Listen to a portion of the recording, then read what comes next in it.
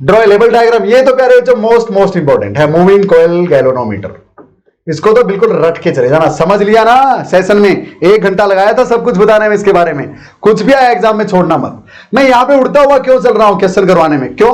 क्योंकि सेशन में भैया उड़ना तो दूर, चीटी से भी स्लो चाल में चले थे हम, बिल्कुल सारा निचोड़ निकाल दिया था। तो अब बार बार करते रहेंगे क्या? I hope everything is clear. बता भैया, इंक्रीजिंग द करंट सेंसिटिविटी अभी क्या है। चलो नेक्स्ट क्वेश्चन नंबर 109, फिर से वही आएगा इधर एग्जाम में। What is function of radial magnetic field बता चुका हूं, सॉफ्ट आयरन कोर का क्या यूज है बता चुका हूं। कन्वर्ट करने के लिए गैल्वेनोमीटर को एमीटर में शंट रेजिस्टेंस कितना होना चाहिए उसके लिए डिराइव कर दो भैया, डन। 10 बार कर चुके हैं यार, कितनी बार करोगे? फिर से आ गया। बेसिक डिफरेंस क्या है गैल्वेनोमीटर को वोल्ट मीटर में और एमीटर में कन्वर्ट करने में? भाई गैल्वेनोमीटर के सीरीज में अगर रेजिस्टेंस लगा दिया आपने।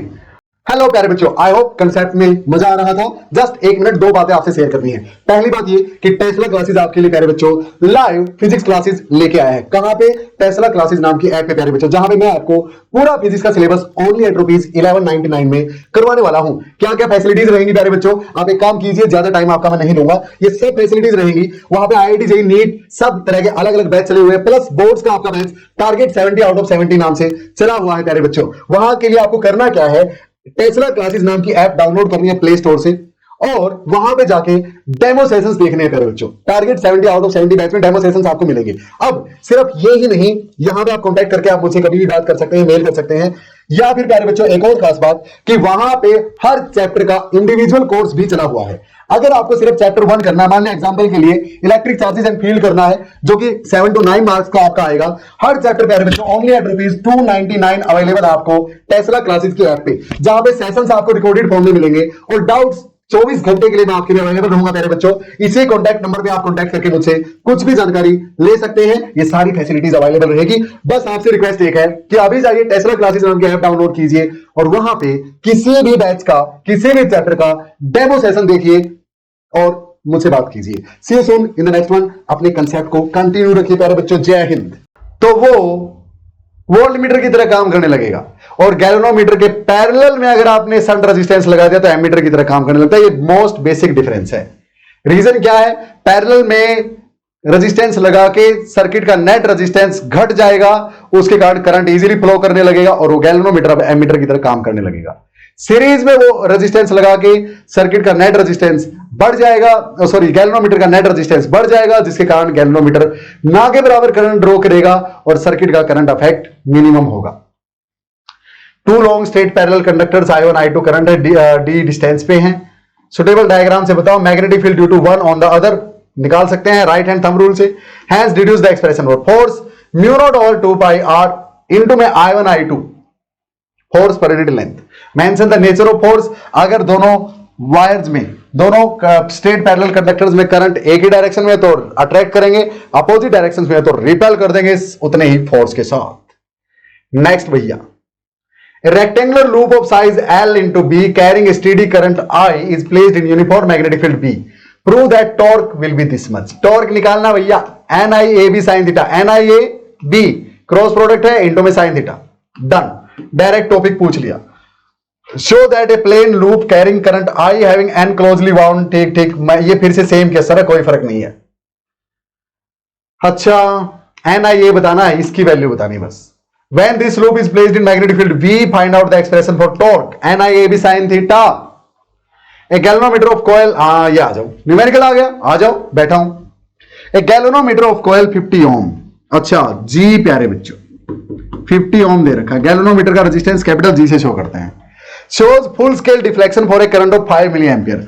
IG की वैल्यू दे रखी प्यारे बच्चों 5 मिली एम्पियर यानी 5/1000 एम्पियर। मैं नहीं रखता मिली पिली को साथ में, साथ की साथ करते हैं हिसाब। How will you convert this galvanometer into a voltmeter of range V प्यारे बच्चों 15 वोल्ट, रेंज इतनी है तो कितना रेजिस्टेंस इसके सीरीज में ऐड करूं? R की वैल्यू क्या थी? V ओवर IG माइनस में G। R will be equal to कितनी रेंज का बनाना है? 15 वोल्ट का। अच्छा भैया, मैक्सिमम डिफ्लेक्शन किस पे, कितने करंट पे शो करता है? 5/1000 पे, 5/1000 पे, माइनस में G गैल्वेनोमीटर का रेजिस्टेंस 50 ओम कर दो भाई, 5 के 15, 3000 में से 50 गया, 3000 में से 50 गया, इसको कैसे निकालूं सर? अरे 2950 यार, 2950 ओम आ जाएगा, क्यों नहीं आएगा?